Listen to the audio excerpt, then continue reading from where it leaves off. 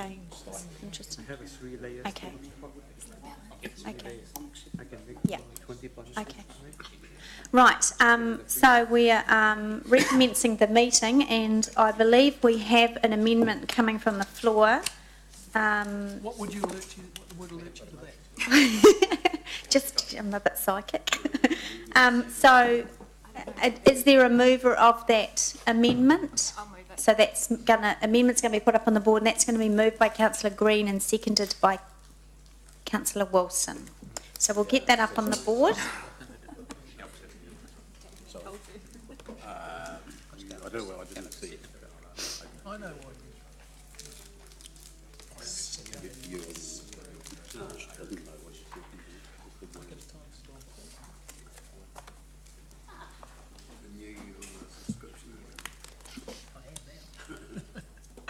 Right, so that amendment is up on the board.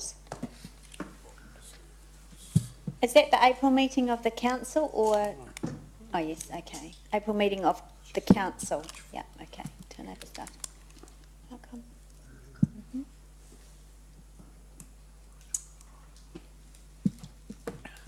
Okay. All right, so we will then, is there any questions for clarification on the amendment, or we can move straight into a debate on the amendment? Okay, we'll move straight into debate on the amendment. So, Councillor Green. What could we alter to reflect the impact? I think references it's just a question. Oh. Yeah, sorry. I think the wording of the report would change, because Forlongs is heavily in there, Well, in terms of being the anchor tenant and all that sort of stuff. The amendment is asking staff to consider that, so the question would be to staff. That question would be to staff. Luke. Through you, Madam Chair. I don't think there'd be any substantial material change to the document, irrespective of what happens at Forlongs. That's my own view. It may remain, a decision may not, we may not have a decision in April, it may be beyond that. I think if and when a decision occurs,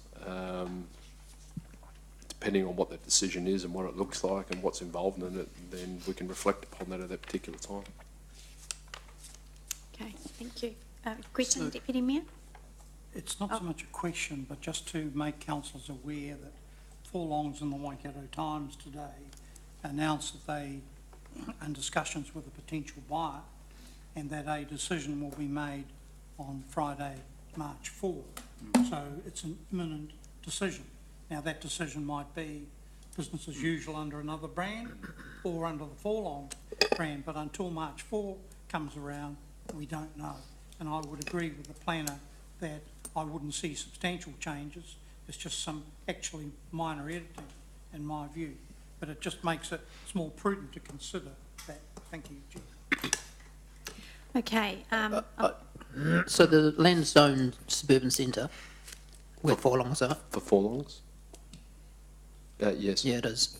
So we're not going to change the zoning because Forlongs leave. I'm just trying to...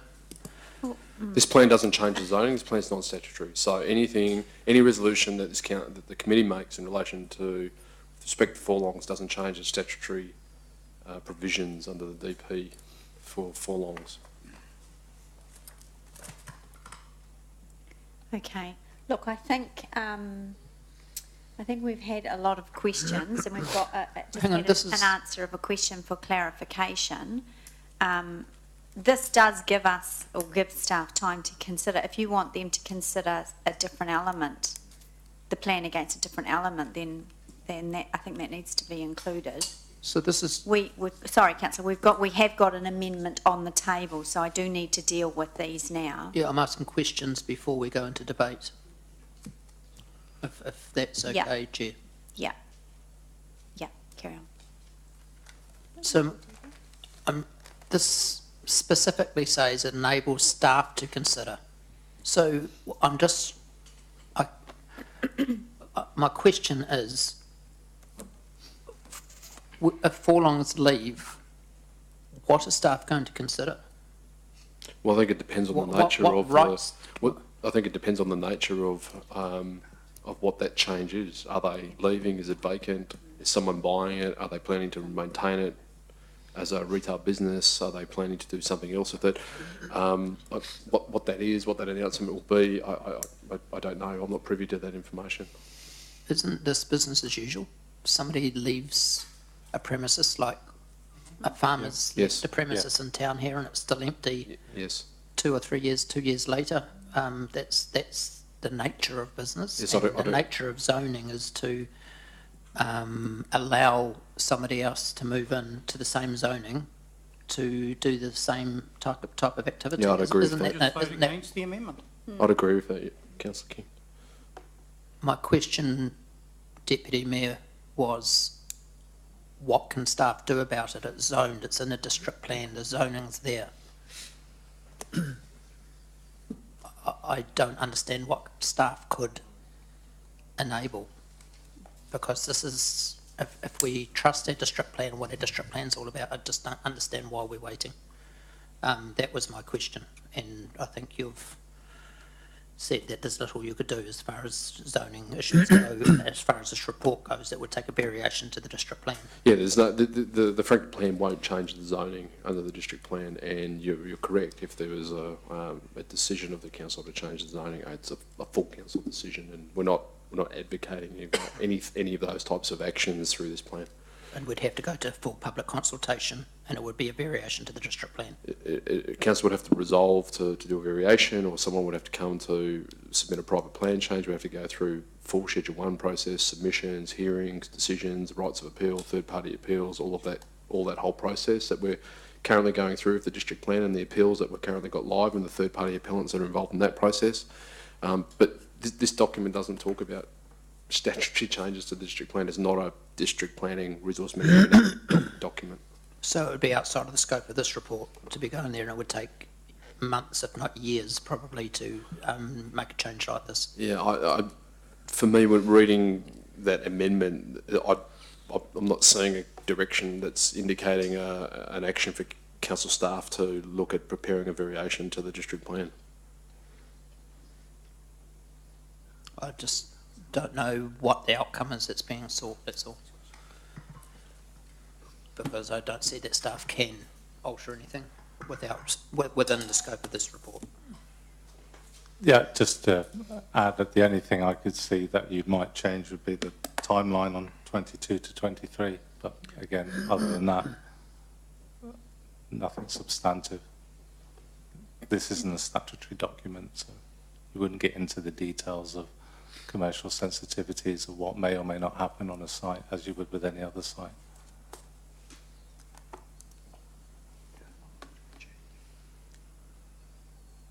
Right, are there any other questions regarding the impacts of the amendment?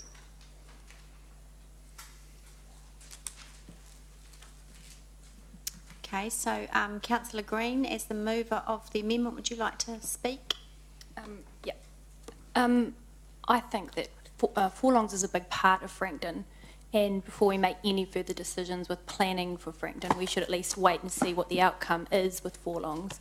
It's just prudent, really. It may change nothing, and that's okay, and at least we can say we looked at the bigger picture before we jumped in and put something through.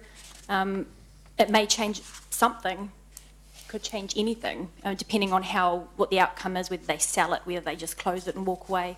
And I just think it's prudent to consider that in this decision before we go ahead and put it through. Thank you. Councillor Wilson, did you want to add anything as the seconder of this? No. Are there any other speakers to the amendment?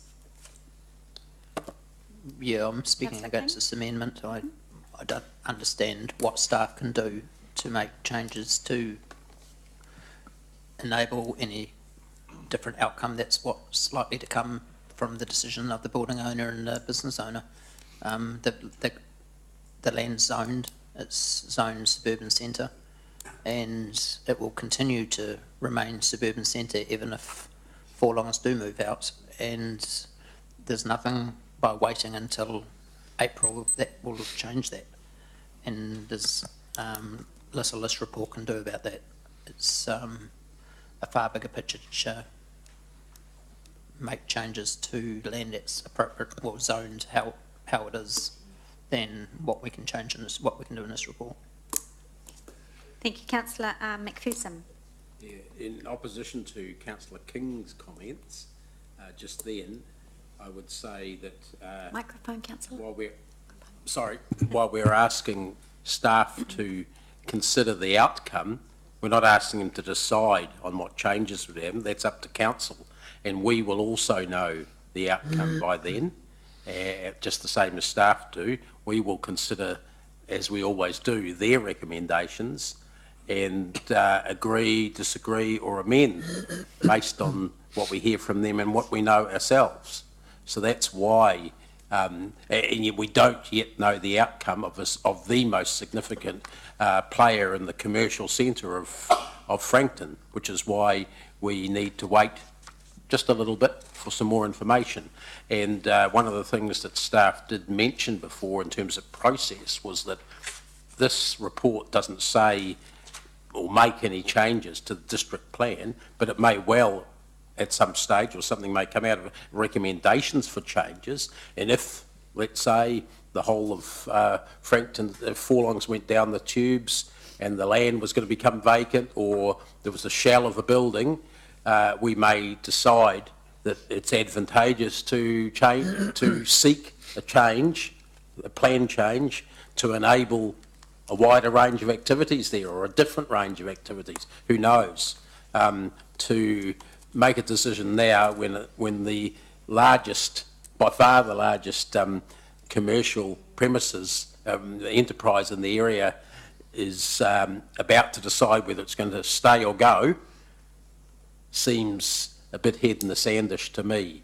Let's wait a month and make the decision. It certainly doesn't hurt the plan itself, and it may inform a better decision. Thank you, Councillor. Councillor Wilson and then Councillor Geller. Yes, thank you, Madam Chair.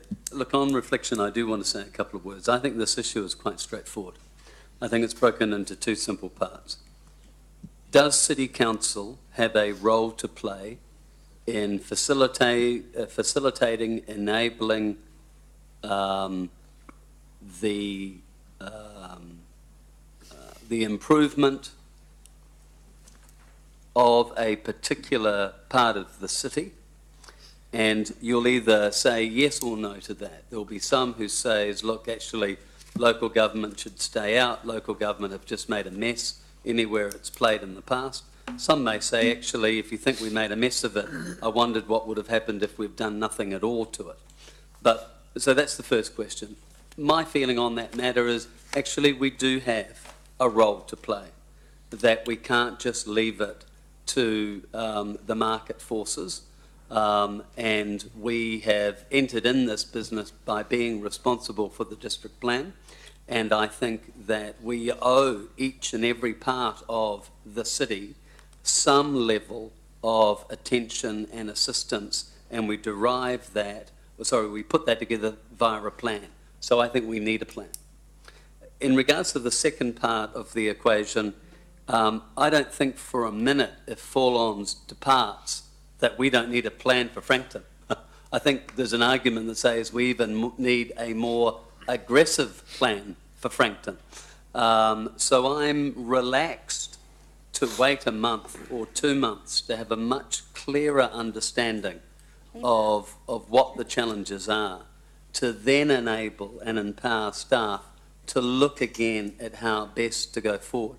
Now, I'm the first to say that at times we as elected members can be pretty hard on the staff. And I think sometimes we've been a little unfair today on our staff. They are trained professionals who've been asked to do a task. They have sincerely gone away and tried to collate information. And we at times have commenced an interrogation that wouldn't have been amiss at Nuremberg. And I wonder if that's actually fair. So from my point of view, I say thank you for the work that you've done and the professionalism and the capability you bring to it. It's not a defined science. You are often projecting. I mean, I have the same problems when people say, well, what are your sales going to be? Well, I can guesstimate and I can give you some trends and indications, but I can't guarantee things. It's very similar in regards to this. So I think we do need a plan. I think it's a good idea to defer a month. We get a better understanding, and in a forlongs go, which would be disappointing, or if somebody else buys them, then obviously we'll have to adapt the plan to reflect the new outcome. Councillor Gallagher. Yes, I support Councillor Green's amendment. It's taken us a number of months to do the plan already. I see no problem in another month or two delay. I do think the reality for that part of Frankton, who is the most significant business, who is the most significant employer in that particular Frankton commercial zone. So and I agree with the Deputy Mayor, how that evolves, I think will be very useful for us before we totally sign and seal the plan. There may be no additions to this at all. On the other hand, it may or may not prompt some further thinking. Thank you. Are there any further speakers on the amendment? Okay, so the amendment has been moved by Councillor Green and seconded by Councillor Wilson. We'll do it on a show of hands. All those for the amendment, please raise your hands. Councillors Wilson, Green, McPherson, Gallagher, Young, Chesterman. That's 6 votes for the amendment. And those against the amendment? Councillors Tooman, Mallet, King, Mayor Hardacre, Forsyth, Madam Chair. 6 votes. It's equality of votes, Madam Chair. So you have the option of a casting vote.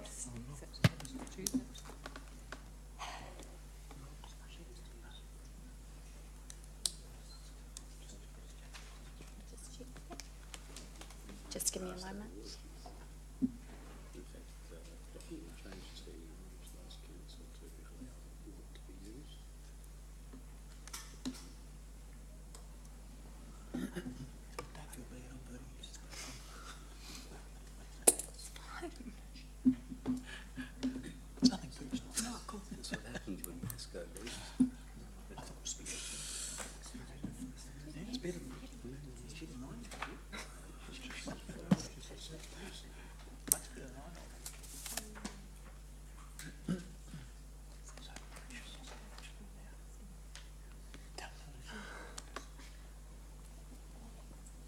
It's the same thing, doesn't it?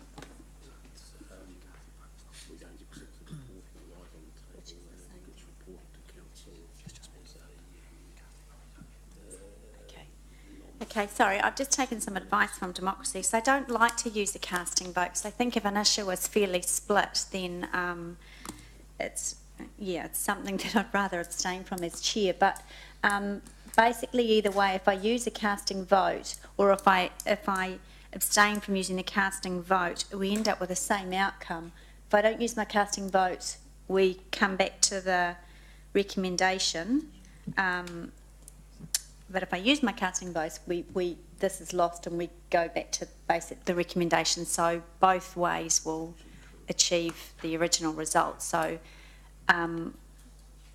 I'll use my casting vote in this instance then, because it's easier for Democracy to follow the process. Or clearer to record the process, I think. Yes, so what is your casting? And your casting vote, Madam Chair? is against the amendment, yeah. The amendment is lost 7 votes against and 6 for, including the casting vote of the Chair. Can I ask a point of procedure now? When does this meeting get reported to Council? This meeting or this report? The whole meeting? Well, it's a committee of Council. Remember that other thing we do is report it to Council for a final So decision? when does this recommendation, what council meeting does this recommendation go to? Is it this one? So the intention is that the recommendations meeting will be going to the council meeting this Thursday. And could I ask then, what about the normal procedure of a minimum 3 working days notice? Councillor's correct. If this recommendation went to Thursday's meeting, the council would need to resolve to accept a late report, being the recommendations from today to the council. I thought I heard alluded to earlier in the debate that this was going to the March meeting of the council. That was Councillor Chesterman suggesting it could do that, I believe.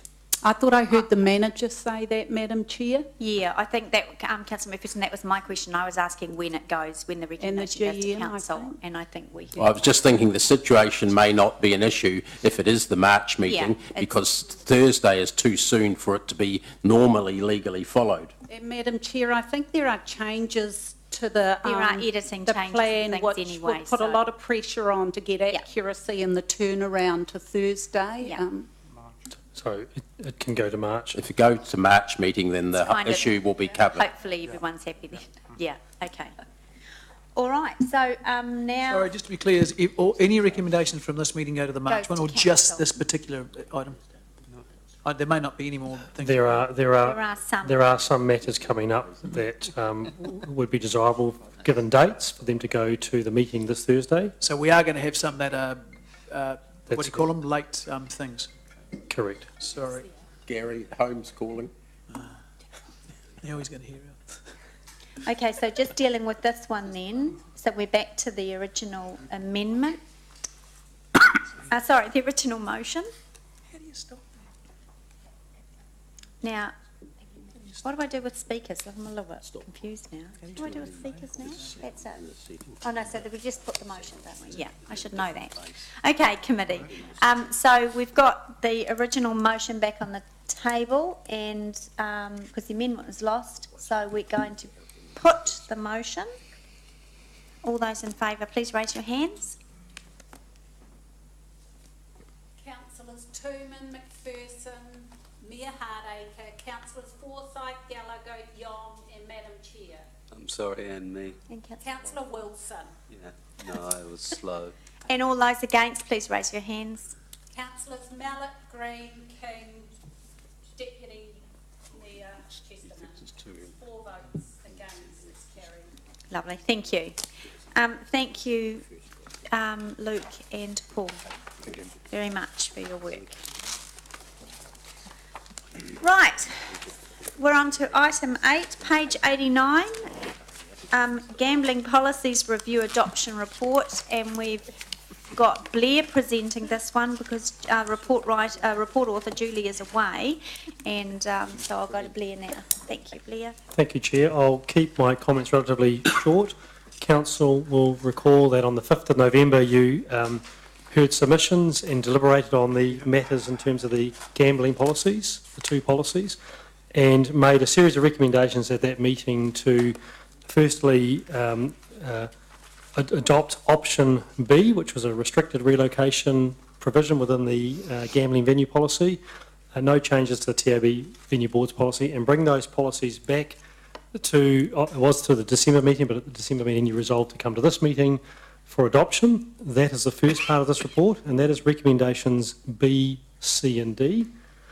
Secondly, at the November meeting, Council also wished to test with the community on a very limited nature a further change to the gambling policy pertaining to 2 things. One is where clubs within the permitted area venues within the permitted area wish to relocate, they can do so within the permitted area. And secondly, if 2 clubs were to merge, that they could merge and relocate to a different venue within the permitted area. So that is the subject of a separate consultation process which must be commenced. And that is resolutions E and F of this report, which to start a new process to consult just on those 2 clauses. So there are 2 parts to this report, and recommendations B, C and D deal with the previous review of the policy. Resolutions E and F deal with the start of a new consultation process just on those 2 limited clauses. So happy to take any questions or further clarification. So just for clarification, because I got very confused while reading the report, but I think I've got my head around it now. So it's your recommendation that we deal with B, C and D first. yeah, B, C and D, because that accepts the policy from the previous resolution, Correct. and then E and F, which addresses the changes, Which starts the new process. starts the new process, okay, on today's adopted policy. Correct. Okay, all right. And- So I've got my, And just to remind council, the reason why we have to do that is because the matters that you wish to consult the community on weren't part of the original consultation last year. okay. Okay, questions? Council? Yeah, pose a question. Could I just check, Chair? Because like you, I found this report very confusing. And in fact, I think it would have been helpful to have the recommendations separated out. Because one is A, B, C and D are basically picking up what was agreed at the earlier That's correct. meeting. The matters that will be in dispute around this council table are E and F. Have I got that right? Based on earlier meetings. The E and F were also debated at the November meeting, Yes, I recall but yes, that. they are a new process, your worship. Right. So is it appropriate that we perhaps dispose of A, B, C and D? I don't know, I'm just testing here so that we can focus on what might be a difference of opinion. Because as I said, I found the report very confusing. And it didn't separate out, I guess, what we're doing. Just a thought, just a thought. So just following on from Her Worship's questions then, if the committee agrees to dispose of A, B, C and D, or before a step back from that, is there anything in the policy that is going to be adopted in A, B, C and D that the committee may wish to change, and can they change? The committee has already passed a resolution in terms of the changes, so the committee today can't make any changes to the policies following the deliberations meeting last year. So the committee today is just adopting those final changes to give effect to those policies. So you have a previous resolution of this committee back in November, which was the position that council took, which was to choose limited relocation, which was the option B, and that is what's in front of us today. Yeah, so further questions then. The passing of A, B, C and D will give us the policy, and both policies will give us policies that will be operational. Correct. And then E and F is about going out and making changes to those policies. That is correct. Right? Okay. Been helpful. Can I just ask for clarification on Blair's statement? Why can't this committee, provided it was something that we've received submissions on, and an issue that was debated at the previous committee meeting, why can't it come to a different outcome in this final round before it goes back to council? So I've taken advice on this from Democracy, and their advice is that in the November meeting, council reached a November committee meeting, council or this committee reached a position on all the matters and passed a series of resolutions pertaining to the position that the committee reached on those policies. To make a change is effectively you would first need to revoke the November resolution understanding orders before you could then go back and consider or make further changes to those policies. Okay, then can the council meeting that this committee reports to, in March presumably, make changes to a recommendation from the committee? The council, yes it can. Without any of the other procedural stuff, if it chooses? I'll get the Democracy Manager too.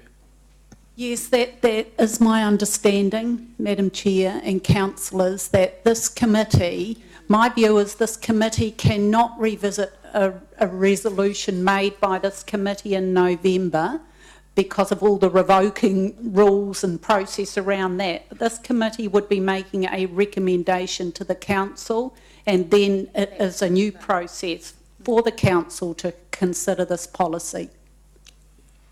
Thank you. I think we've been in a situation similar to, Correct. and you've given us that same advice, yeah. Okay. Councillor Mallett. Thank you. Well, oh, sorry, Councillor Mallett, I'm just wondering, I'm trying to get a tidy way forward before we start into questions. Just, so are we clear on that particular process, that if we dispose, would the committee be happy then to dispose of A, B, C and D, given the advice from democracy is that we can't change those decisions from the previous committee without revoking that resolution?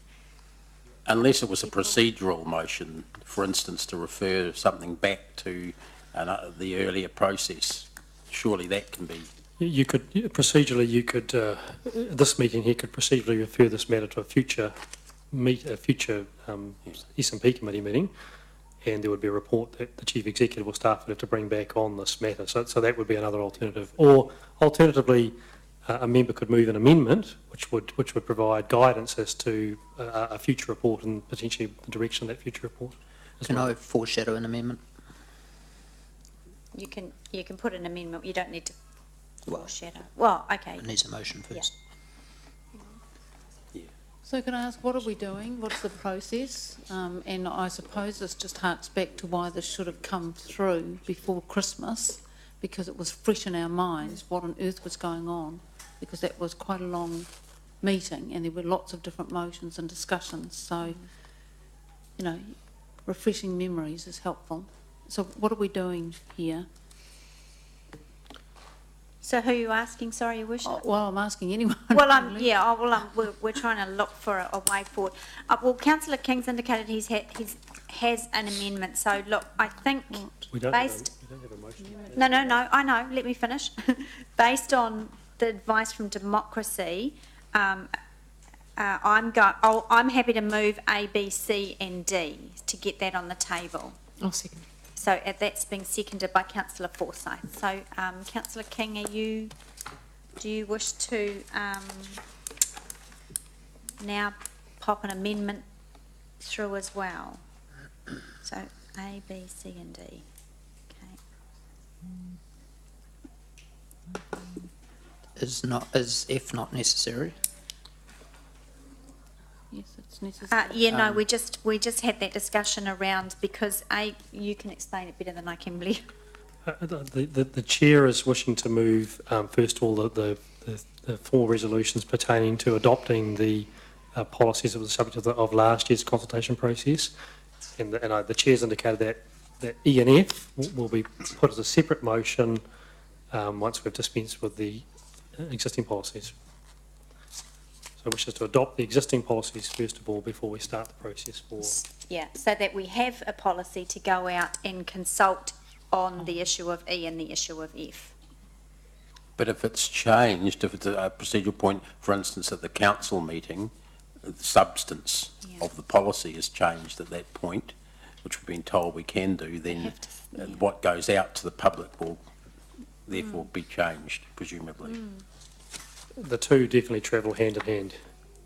Absolutely. So we could still pass those procedural bits at the end, even if what's going out for consultation is different at the end of the day. Yes. Yeah, because you can't go out and consult without the first part anyway, so it materially changes the first motion. Yeah, is what you yeah. Okay. Okay, so Councillor King, are you ready with your amendment? Yeah, we'll put it up and see what. Yeah, I'll put up my amendment. What is So you added those Jude has it. Oh, Jude. Oh, sorry. Okay.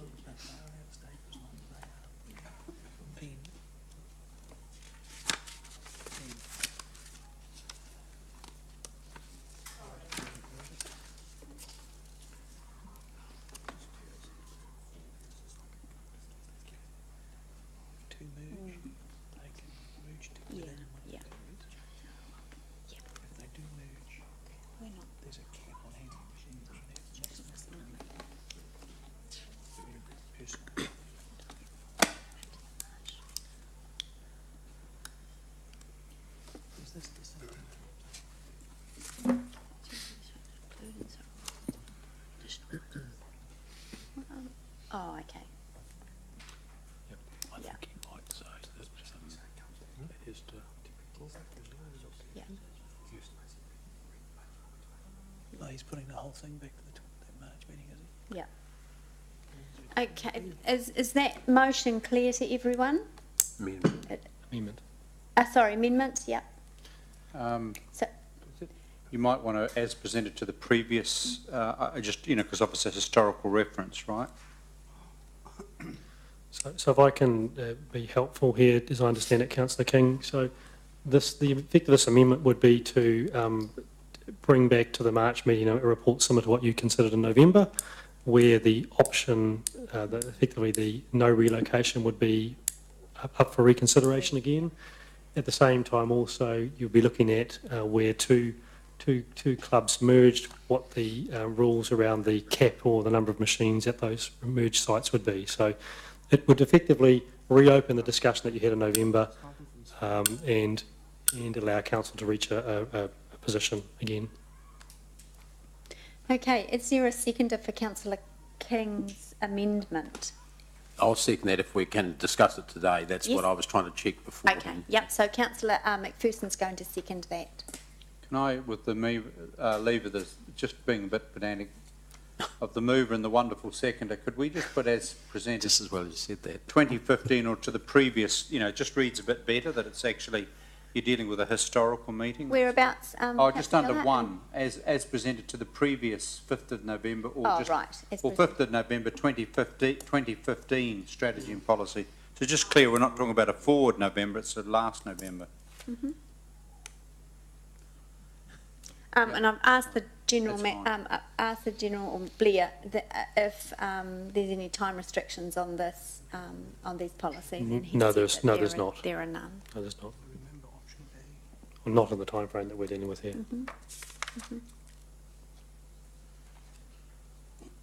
Okay, so we have a motion and an amendment, so we can carry on with questions. Councillor Mallett. Yes, I'm just questioning the intent of the amendment.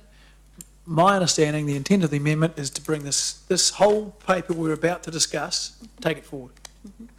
And that's all it's going to do? It would That's refer. fabulous, because I cannot remember any of the stuff, so it'd be good to reread it. Yep, thank you. Yes, it would. Any other questions? Councillor King?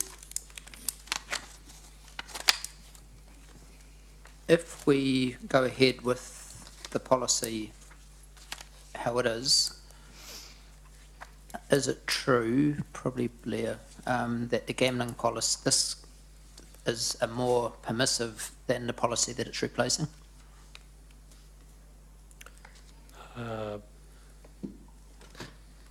It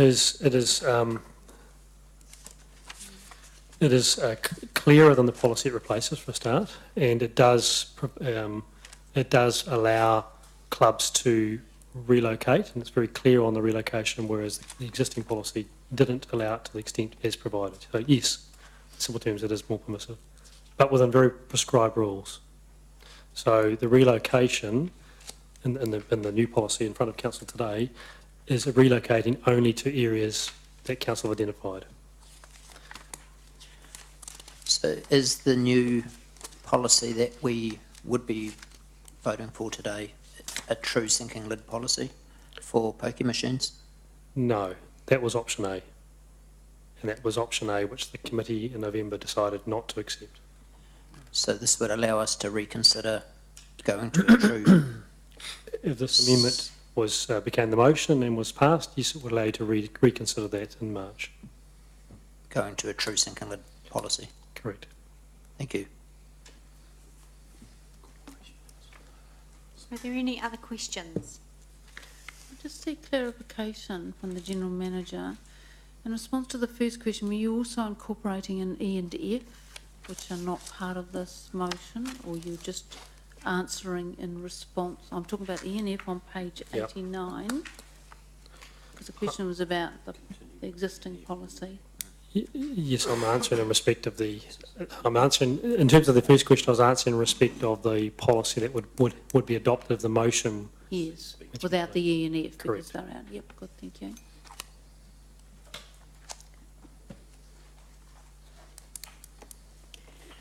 Councillor King? Is gambling using poker machines considered a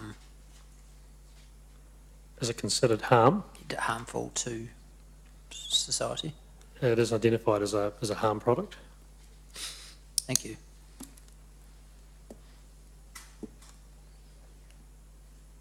There's never been this few questions.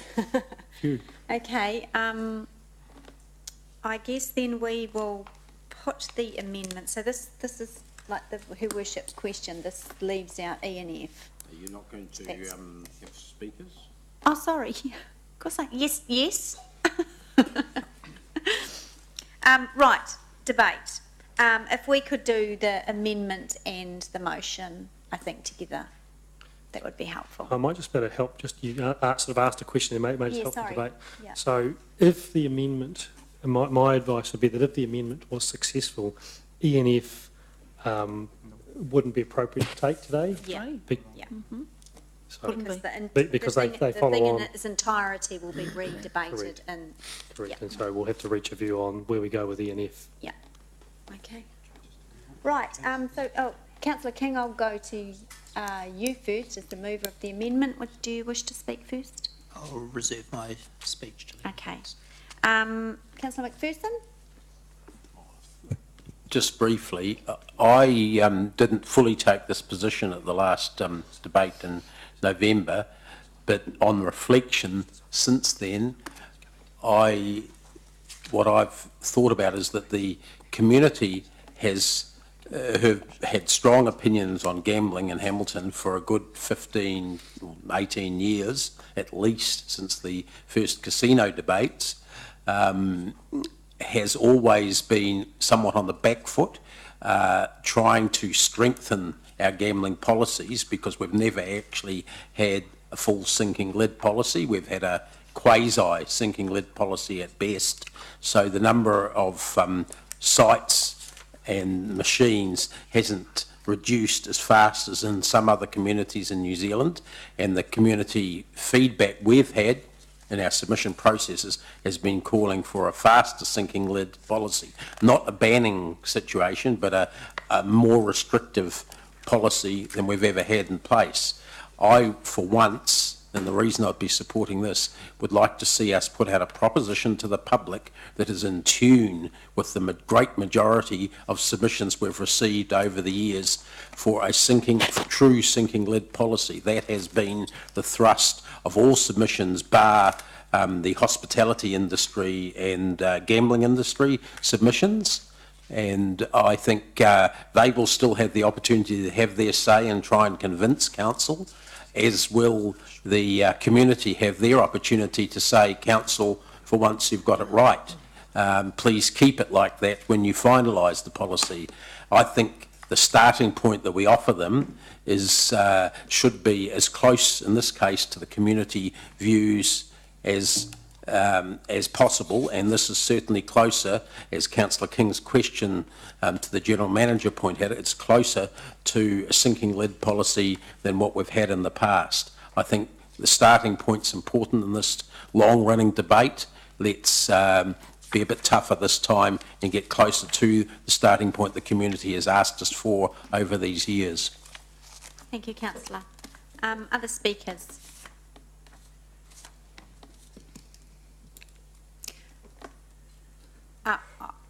I'll go next then. This has always been a difficult issue. Well, I found this balancing this one a little difficult, because I agree that gambling is a harm product, and I supported, gosh, some years ago when we put in, I think Councillor McPherson called it the quasi-sinking lid, and I supported that. However, there's also what's in my mind, and the reason why I supported option B when we spoke about this, debated this last year, when we hear stories and we know of the Cosy Club and the community of people there, with a building that's not fit for purpose anymore, and being able to relocate within the gambling permitted area. And that was the reason why I supported that. And also, in my mind, it does play the amount of sports clubs and community organisations that do actually rely on this money. So in some respects, I think the funding, while I remember fundraising when I was a kid was sausage sizzles and bake stalls for Pony Club. We didn't have things like this. It's quite, it's kind of like one of those, almost the first port of call for a lot of community groups that struggle to get funding. So it is a rock and a hard place issue for me, this one. So I will be voting against the amendment and supporting the motion. Further speakers? Councillor Forsyth? Quickly, I think on the balance of things, I will be supporting the motion, obviously, having seconded, and not the amendment.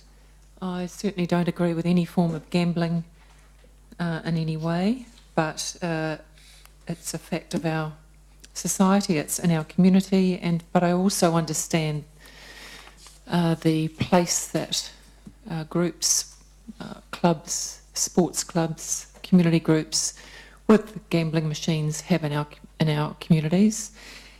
And look, even if we were to wipe all poker machines from our communities, there would be endless online forms of gambling that we have absolutely no regulation over anyway.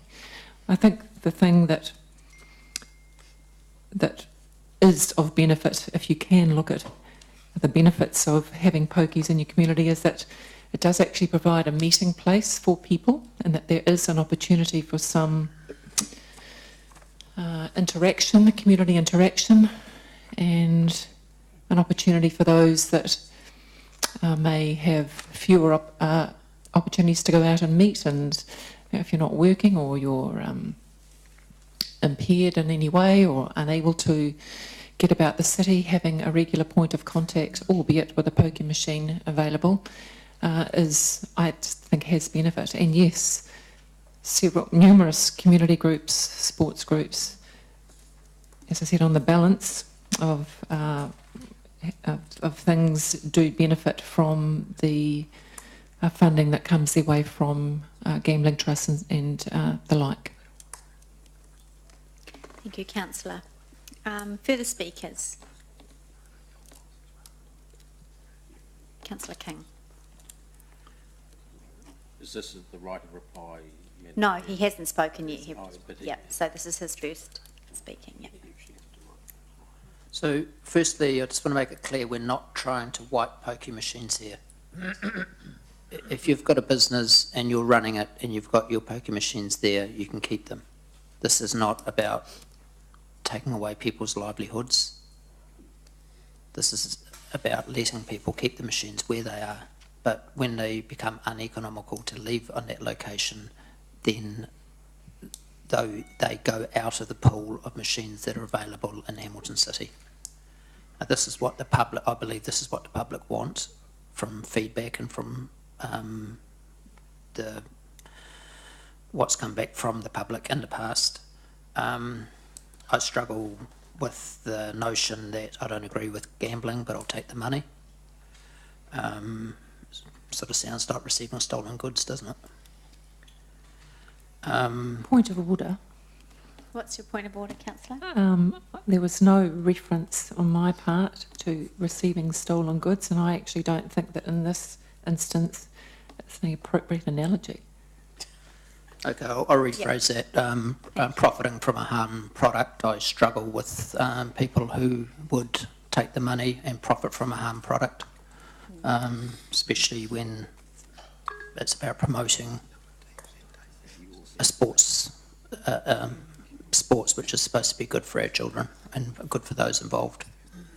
Two wrongs, taking, yeah. This is a harm product. At the moment, pokers can be moved from site to site. It's actually a business separate to where they're located. Where they're located isn't necessarily the people who own the machines. So like some machines were being used from Frankton, moved from Frankton, they were going to be moved into Greenwood Street, to that what's it called, jugs. When that didn't work out, back they go into another place where they're more profitable. So they're being moved around to the most profitable location where you can get the biggest return on them. The machines that are in the lower socio-economic areas and the higher deprivation areas where we don't want them, not one of those machines has been moved out of that area since this policy has been in place, and they won't be because they're the ones that are spending the biggest money.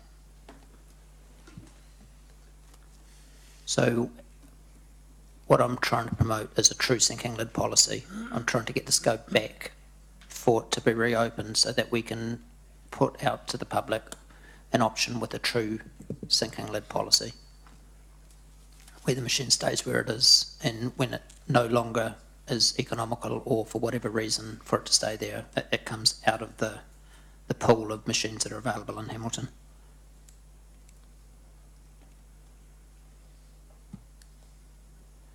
Clubs used to rely on cigarette money, on money sponsorship from cigarette companies for their teams. It's unthinkable now that that would happen, and I believe the time's come where we do look at this product, when we do reconsider bringing in a true sinking lid policy. So I urge you to vote for the amendment. Thank you, Councillor. Any further speakers?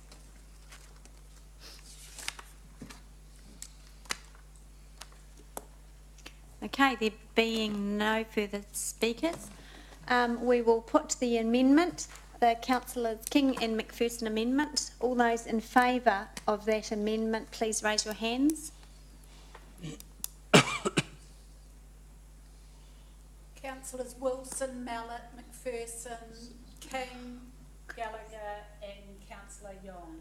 6 votes for the amendment. And all those against the amendment? Councillors Tooman, Green, Mayor Hardacre, Councillors Forsyth, Chesterman and Madam Chair. That's equality of votes, Madam Chair. I'm not using my casting vote on something as important as this. Could I suggest that, I'm not sure the procedure of this, that both be put forward for consideration at the council meeting? And then you don't have to make the casting vote, the mayor does. Well, there'd be more members around the table then. Okay, just, So if you do nothing or use your casting vote, the same thing happens, the doesn't same thing happens. So either So way, use the casting either vote. way the amendment fails. No. Is that right? Either way the amendment fails? Yes, because we end up back with the staff recommendation and no motion on the table. No, we have the motion, original motion on the table. So by not using my casting vote, it's the same outcome. Sucks, eh? Yeah, it's not. Yeah, because- It's not fair when a vote is split, so. I'm just wondering about the procedure, what I would Evenly. definitely like, I mean, obviously I would love I'd love us to send both in if we've got an equality, because we're reflecting the fact is that our council at this point is evenly divided. What is, however important, I'm wanting through the chair to Jude, it's really important in terms of the way this meeting is reported, that very clearly, because obviously this is going to be debated again at full council because it's 6 for, 6 against with one member absent. Just let me think for 30 seconds here. Yeah, can we just pause for But hang on, 5? sorry, at the Trying moment, to find we've had the vote. And the vote is that it was even Stevens. Yeah. And unless you're going to suspend standing orders, the amendment failed. So what is there to do? Well, the amendment. You want to the redo it will again? only fail if I don't use my casting vote. Oh, have you not voted yet? No, I haven't. You haven't even voted? Oh, okay, sorry, I thought you had voted. No, no, Oh, you haven't? Because Oh, it's a okay. casting vote. But my understanding is, I think I know which way your casting vote's going to go. If I use it. Well, either way, if you vote against the amendment or you don't vote, the amendment fails either way, unless I'm wrong in Yes. what I'm picking. Yeah. And I could be wrong. So can you give me 5 minutes, just till 1:45, just so I can get my head around the best way forward? Because as I said before, I don't like to use a casting vote when the council's so split on such a big issue, and I don't believe that that's responsible, Chair. So give me 5 minutes. Just come over here.